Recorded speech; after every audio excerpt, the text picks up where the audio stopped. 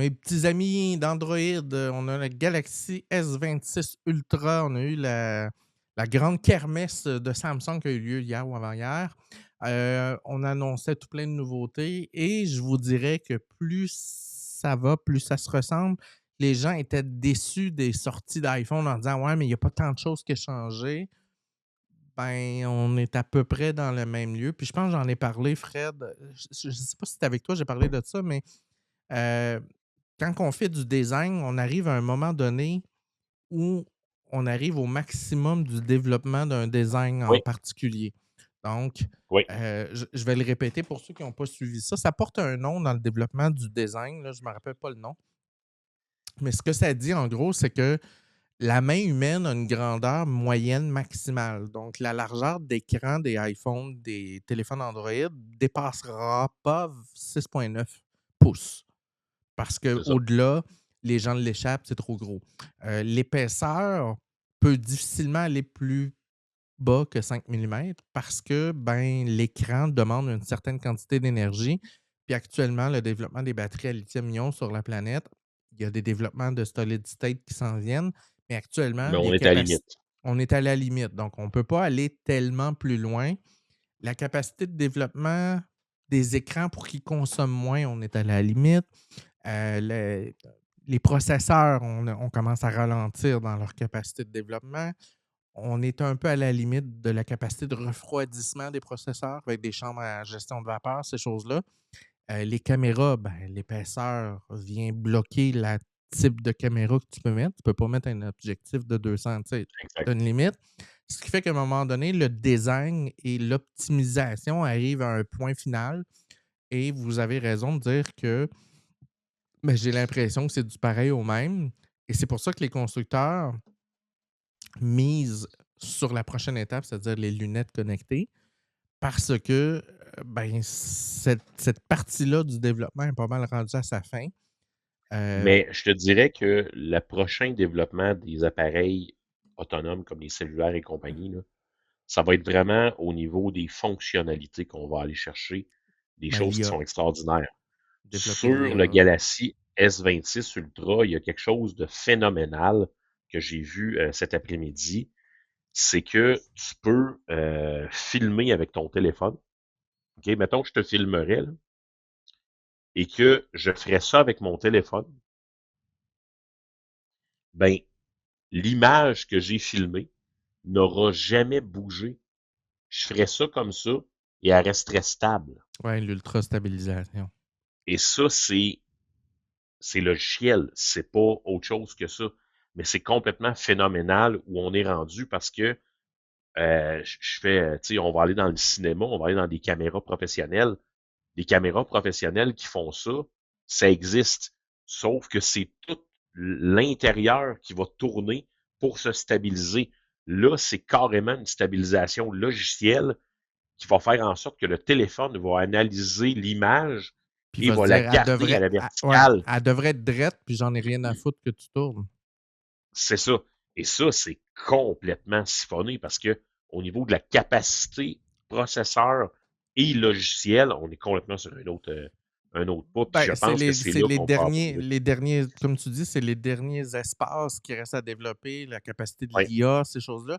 Puis je l'ai dit, je le redis souvent, ce qui bloque le développement des lunettes intelligentes, c'est pas les écrans, c'est pas la capacité de visualiser, c'est deux choses en particulier. La durée de vie de la pile des lunettes, qui est, qui est à peu près 2 heures, ce qui est un peu trop faible pour une utilisation journalière dans le cadre d'un travail. Fait que là, on voudrait avoir un 4 à 6 heures pour avoir quelque chose qui serait considéré comme intéressant. Tu ne l'utilises pas 100% du temps, ce qui veut dire que 4 à 6 heures, tu fais une journée de travail. On n'est pas là. Et la deuxième partie, c'est la capacité de compréhension de la parole. Ça, c'est correct. Les IA sont capables de comprendre parfaitement bien ce que tu dis, mais les agents IA qui vont faire des actions dans ton téléphone, en ouvrant un courriel, en allant chercher la donnée pour te l'afficher dans ta lunette, en envoyant un email, en achetant quelque chose, une passe d'autobus, ces affaires-là, on n'est pas encore là. Donc, quand ces deux éléments-là vont être corrigés, c'est-à-dire la possibilité de recharge rapide et ou les agents, ces nouvelles particularités, ces nouveaux objets-là vont exploser. C'est pour ça que les entreprises se positionnent tous, Android, Samsung, Google, Apple, pour développer les lunettes. Danny, avoir une pile explosive d'en face, je sais pas. On a vu des téléphones exploser. Ben, tu sais, Danny, t'as pas tort, mais les gens se mettent des écouteurs, des AirPods dans les oreilles depuis longtemps, là. Puis ça peut faire la même chose, là.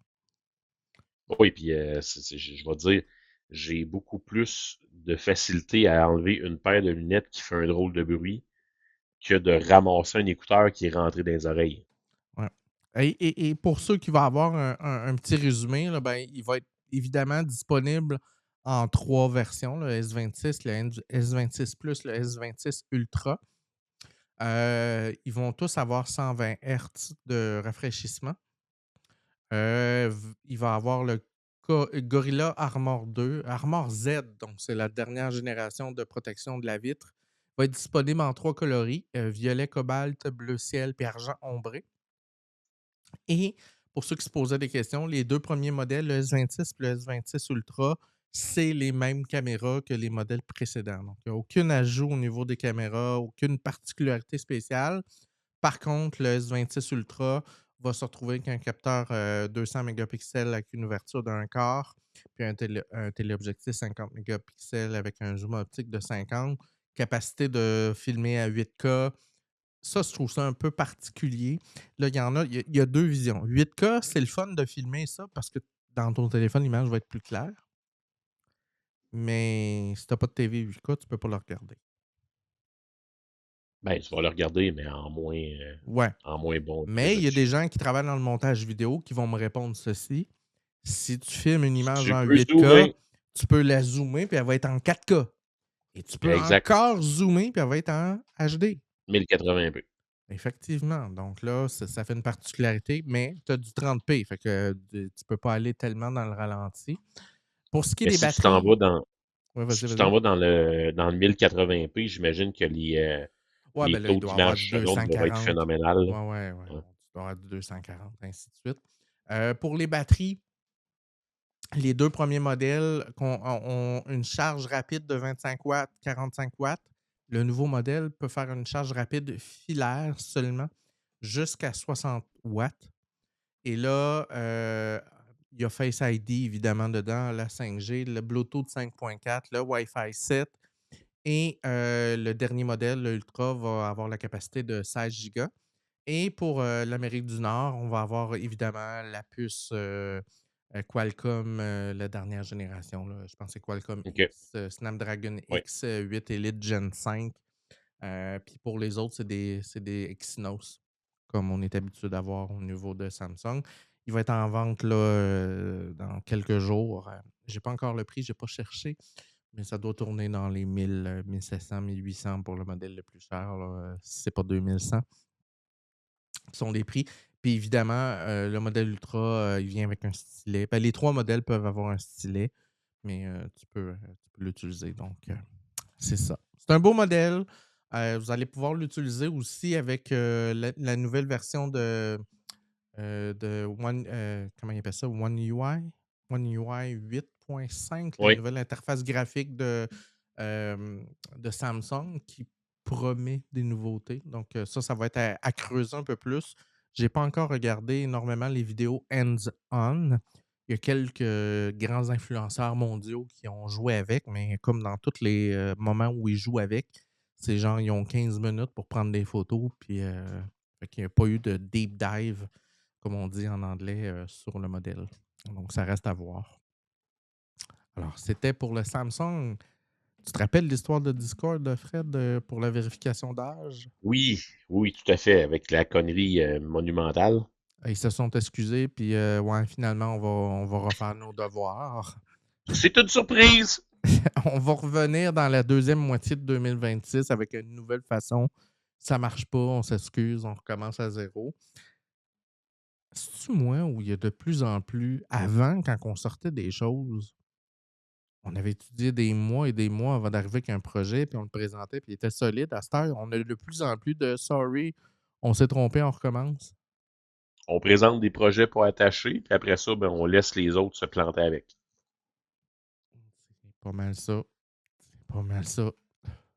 Et là, tu comprends que dans la panique de Discord et de la vérification d'âge, heu, comment on dit ça? C'est, la nature a horreur du vide.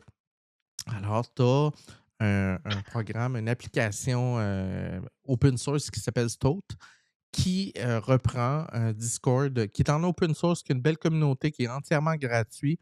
Ceux qui veulent l'essayer, c'est super cool. C'est plus dans une optique de auto-hébergement. Donc, c'est toi qui héberges ton serveur et vous allez vous y retrouver parce que c'est un littéralement copier-coller à Discord. Donc, la façon de placer les canals, de développer des discussions, d'attribuer des permissions, ces choses-là, pour ceux qui sont habitués, ça reste sensiblement la même chose. Tu peux faire, Là, c'est une copie, c'est un ouais, copier-coller, là. ouais, exact. Tu peux summoner des bots, les connecter avec des données externes, ces choses-là. Exactement copier-coller, qu'est-ce que vous faites.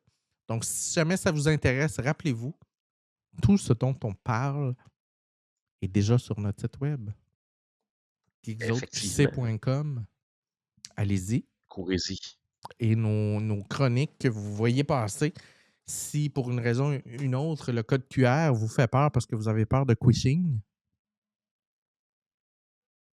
ben, allez sur notre site puis vous n'aurez pas de danger. Ah, pourquoi j'ai désactivé le HDMI CEC sur mon téléviseur? Ça, Fred, ça m'a jeté à terre. Est-ce Tu le savais pas? tu ne viens pas me dire que tu as lu ce que je vais te dire? Laisse-moi deviner. Vas-y. Ton téléviseur prend des saisies d'écran de ce que tu écoutes et va Ah, l'analyser pour te suggérer des choses. ben oui, c'est ça. Écoute, le HDMI CEC, moi, je suis dans le domaine puis je n'étais pas au courant de ça. Là. Ça vous donne une idée. Là. Le HDMI CEC, c'est la fonction qui permet à votre téléviseur, de votre appareil, que ce soit votre Xbox, votre PlayStation, votre appareil câblé, de parler à votre téléviseur puis de dire ben, moi, je suis une télé, nanana, nanana. Et ça permet, quand tu allumes ta Xbox, de changer de source de manière automatique. Donc, tu n'as pas à Oui, prendre ta manette puis à faire input, input, input. Ça change tout seul. Fait que moi, dans ma tête, là, ça s'arrêtait là, Fred. Ben non. Ben non. Le système CEC capture des copies de ton écran. Qu'est-ce que tu regardais? Ça va jusqu'à tes applications. Si tu étais sur YouTube, Netflix, quel programme tu étais en train d'écouter, combien de temps, puis ça renvoie ça à la compagnie de ta TV. exact. Et là, tu as des brokers de data qui achètent ça pour savoir qu'est-ce qui fait le frais moyen dans sa vie, combien de temps il écoute tel type d'émission, tel type de film. Et là, j'en ai pas parlé. J'en ai-tu parlé? Attends une minute, je vais juste regarder. Non, non, j'en ai pas parlé cette semaine, mais je vais l'insérer. De François Charon, que je ne parle pas souvent de ce monsieur, mais moi, je vais en parler aujourd'hui, qui a présenté ce qu'on appelle une chronique sur la tarification dynamique. T'as entendu parler de ça, Fred? Oui, Alors, tarification dynamique, les gens sont habitués avec les billets d'avion. Là, tu le magasines, puis là, on est deux à vouloir acheter le billet en même temps, ben, on n'aura pas le même prix parce que on n'a pas les mêmes habitudes, on ne va pas au même endroit. Puis pour toutes sortes de raisons, le site a détecté que c'était Fred, fait qu'il va y faire un meilleur prix qu'à moi. La tarification dynamique s'en vient dans le domaine de l'alimentation. Mais là, ce ne sera plus que dans le domaine de l'alimentation. Parce que là, on sait qu'OpenAI fait une entente avec IGA puis Metro, là, de ce que j'ai compris. Et ils vont utiliser les données d'achat. Ils vont peut-être offrir des rabais, de la tarification dynamique dans la bouffe. Mais là, imaginez ton téléviseur qui sait, Fred, qu'est-ce que tu écoutes, quand est-ce que tu l'écoutes, qu'est-ce que tu n'aimes pas, puis combien de temps que tu passes sur tel, tel, tel. Puis là, il t'envoie le rabais de la mort sur quelque chose que toi, tu veux. c'est ça. Fait que là, pour ceux qui ne savent pas, c'est déjà en fonction sur Amazon. Les rabais que vous avez ne sont pas les mêmes que les rabais de vos amis. Je ne sais pas si les gens savaient ça, mais les rabais que vous avez ne sont pas toujours les mêmes. Vous avez des rabais. Si vous mettez des objets dans votre wishlist, vous avez des producteurs, des constructeurs qui vont dire ben, regarde, mon abonné, ça fait 8 fois qu'il achète, là. Donne-y un 10 il va l'acheter cette fois-là. Exactement. Fait que ça ressemble à ça, ma gang de vous autres. T'as-tu vu Tout ça, Fred? va bien. Mais juste pour compléter sur Ouais. les différents écrans, si vous allez voir sur le site geekzoneqc.com, allez sur ZNet et vous allez voir les différents appareils et comment procéder Ouais, pour il y a une désactiver méthodologie ces pour fonctions-là. désactiver. C'est très simple et c'est valable sur Samsung, LG, Sony, Google TV, TCL, iSense et Fire TV. Puis au niveau du HDMI CEC, c'est valable exactement sur les mêmes choses. Il n'y a pas 100 000 producteurs de télé, là. Donc, allez désactiver ça parce qu'honnêtement, c'est très préoccupant et au niveau de la sécurité de ce que vous êtes et de ce que vous écoutez et des données que vous transmettez, ça, c'est probablement la plus grosse fuite qui sort de chez vous. Ouais. Alors, sachez que vos données, vos préférences valent de l'or. Prochaine nouvelle dans le domaine technologique, as-tu vu ça, Fred? Euh, jailbreaker des F-35, les Pays-Bas ont décidé de mettre une kill switch sur les avions. T'as entendu parler? Oui, et je trouve ça intéressant en C'est même temps. Ouais, j'ai fait une vidéo C'est humoristique dans spécial. laquelle on fait semblant de jailbreaker comme un iPhone les F-35. On sait très bien que c'est pas ça, là. Mais pour ceux qui ne savent pas, les Américains ont vendu des F-35 un peu comme toutes les entreprises technologiques, c'est-à-dire un SAS, c'est-à-dire service as a. Je me rappelle plus un SAS, là, c'est Service as.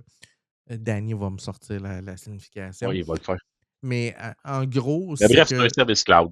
Ouais, c'est ça. Fait qu'on te vend les mises à jour de l'avion, on te débloque si tu vas avoir le modèle plus qui fait, je sais pas moi, là, je dis n'importe quoi, là, mais il fait 200 km/h de plus, ben, active telle option, paf, on t'envoie la mise à jour, puis là, tu as le modèle plus. Tu vas activer le radar de si telle affaire, parfait, on t'envoie une autre mise à jour.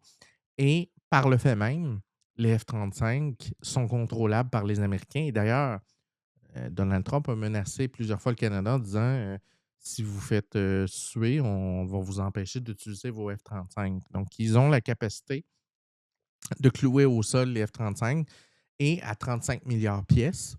C'est ça, 35 milliards, ou en tout cas, c'est 3,5 milliards pièces. Je ne me rappelle plus combien ça coûte, mais ça coûte un bras. Là. Euh, ben, tu veux peut-être avoir le contrôle de ton avion au coup que tu as fait.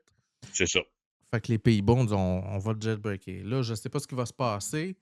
Probablement que les Américains sont quand même pas trop cons et qu'ils vont se rendre compte que quelqu'un qui est en train d'essayer de jailbreak, est-ce qu'ils vont bloquer bref.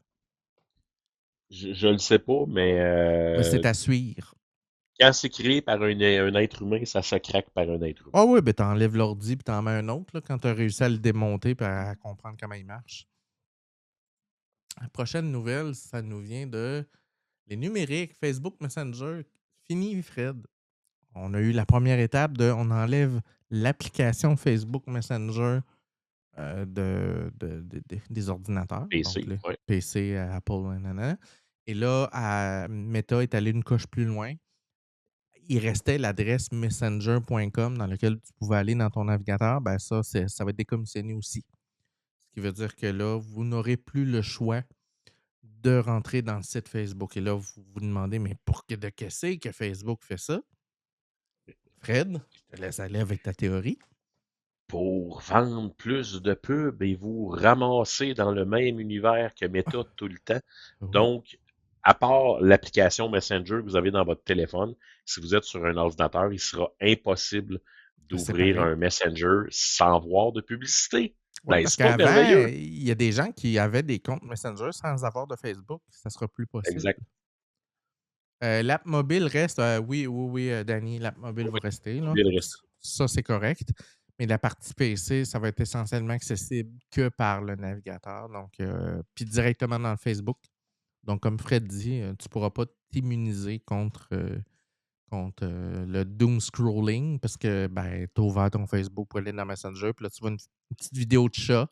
Ah! Puis là, ben, tu viens de perdre 2 heures. Émulateur de Switch.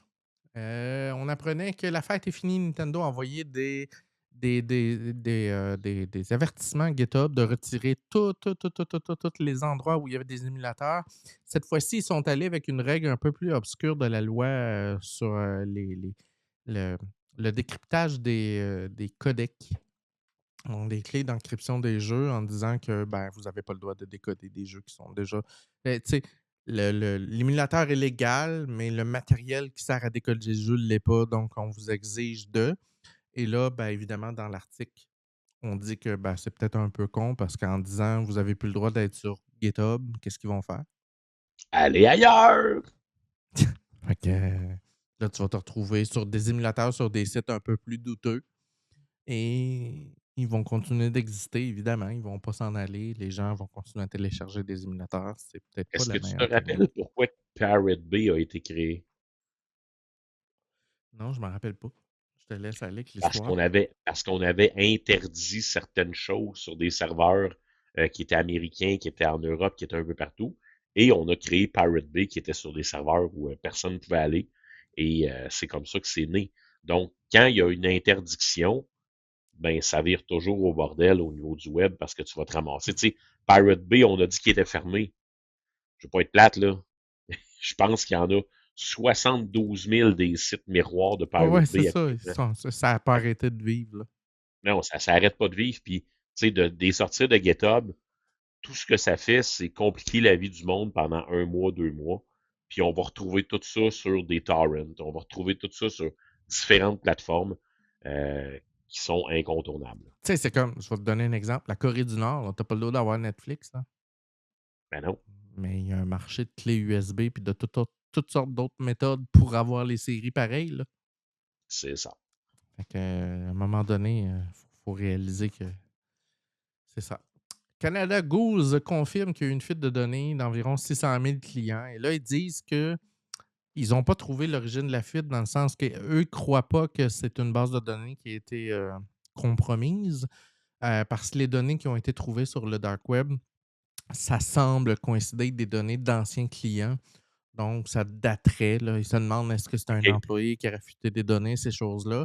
Ça reste à confirmer, mais ça comprend les données d'achat, les données d'adresse, de nom d'utilisateur, les 4 premiers chiffres de ta carte de crédit, ces choses-là. Donc là, ça peut être intéressant si vous avez un compte chez Canada Goose d'aller valider vos informations, possiblement changer votre carte de crédit si c'est le cas. Prenez pas de risque. Et évidemment, c'est dans la section sécurité de notre site, donc prenez le temps d'aller le faire. Et la dernière nouvelle, Amazon démarre le déploiement de la nouvelle expérience TV. On se l'attendait. Pour ceux qui n'ont pas suivi le dossier, Amazon a changé son interface parce qu'il devait changer tout son moteur au complet parce qu'il y avait plein de gens qui installaient des systèmes de IPTV illégaux. Donc, Exact. ils ont fait une refonte complète de leur interface. Et sans surprise, vous allez vous retrouver un peu euh, à la logique de Prime TV, Prime Video. Prime Oui, Video vous présente plusieurs chaînes. Vous avez les chaînes Paramount, vous avez les chaînes Crave, vous avez du contenu d'un paquet de fournisseurs d'autres chaînes. Donc, dans votre application Amazon TV, vous allez avoir vos applications, des propositions d'émissions, des propositions de chaînes, des propositions de films qui vont toutes être mélangées au travers de la publicité. Donc, surprenez-vous pas. C'est la nouvelle méthodologie. On blende les frontières, on efface les fournisseurs. Donc là, on ne sait plus dans quelle application on s'en va. On clique sur une fiche, puis ça rouvre l'application, mais avant ça, on ne le sait pas. Donc, ça va être à tester. Je ne l'ai pas testé encore. Il m'a demandé de le télécharger. Je ne l'ai pas installé encore. Donc, à suivre la semaine prochaine, si Dieu yeah. le veut.